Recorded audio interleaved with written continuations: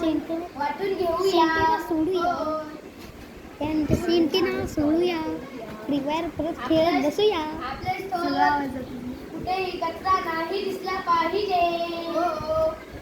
आणि तिथं मस्त स्टॉल ठेवूया आणि सुंदर पण आणि त्याची रेट कम ठेवूया.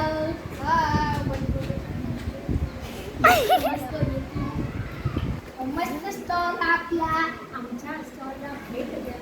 आमच्या स्टॉलला भेट द्या. शनिवार